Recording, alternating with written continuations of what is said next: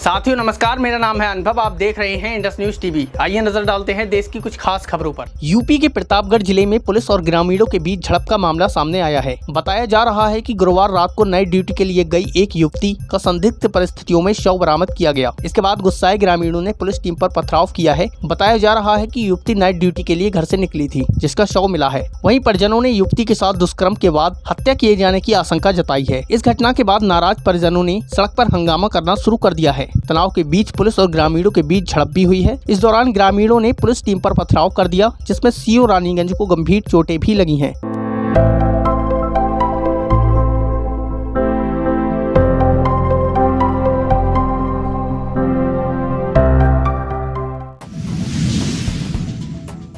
राजधानी लखनऊ में गुरुवार को विधायक पल्लवी पटेल ने कार्यकर्ताओं संग प्रदर्शन किया। वह पूर्व केंद्रीय मंत्री एवं दलित सांसद रामजी लाल सोमन के आगरा स्थित घर पर किए गए हमले व हिंसा के खिलाफ सड़क पर उतरी। उन्होंने सरकार के खिलाफ जमकर नारेबाजी की। अपना दल कमेरावादी की शीर्ष नेता एवं विधायक डॉक्टर पल्लवी पटेल ने पार्टी कार्यकर्ताओं के साथ परिवर्तन चौक स्थित डॉक्टर अंबेडकर प्रतिमा पर पहुंचकर विरोध प्रदर्शन शुरू कर दिया। साथ ही जुलूस निकालकर विधानसभा की ओर बढ़ने लगी। मेट्रो स्टेशन के पास भारी संख्या में मौजूद पुलिसकर्मियों ने प्रदर्शनकारियों को रोक लिया। तीखी नोकझोंक के बाद बल प्रयोग करते हुए पुलिस ने डॉक्टर पल्लवी पटेल समेत 200 कार्यकर्ताओं को हिरासत में ले लिया। इस दौरान पल्लवी पटेल ने कहा कि किसी बयान का विरोध, हिंसा या हमला कतई नहीं हो सकता है। सहमति और असहमति के बीच दलित सांसद रामजी लाल सोमन के घर पर हमला बोला गया। उनके घर पर की गई हिंसा और तोड़फोड़ लोकतंत्र को शर्मसार करती है। उन्होंने प्रदेश की कानून व्यवस्था पर भी सवाल खड़े किए।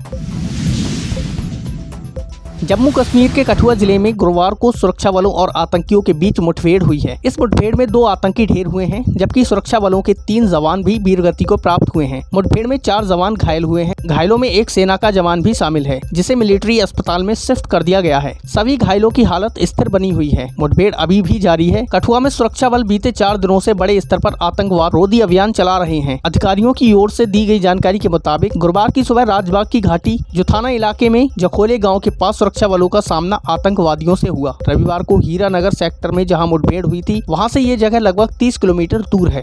फेस्टिवल सीजन पर लेटेस्ट कलेक्शन आ चुका है अपने ही एरिया प्रेम नगर के सियाराम शोरूम पर।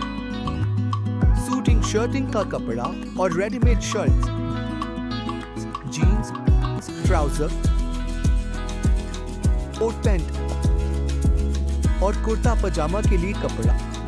सियाराम शॉप, पता बसंत सिनेमा के सामने, न्यू मैन टेलर के बराबर में, सूट धर्म कांटे के पास, प्रेम नगर, बरेली, उत्तर प्रदेश।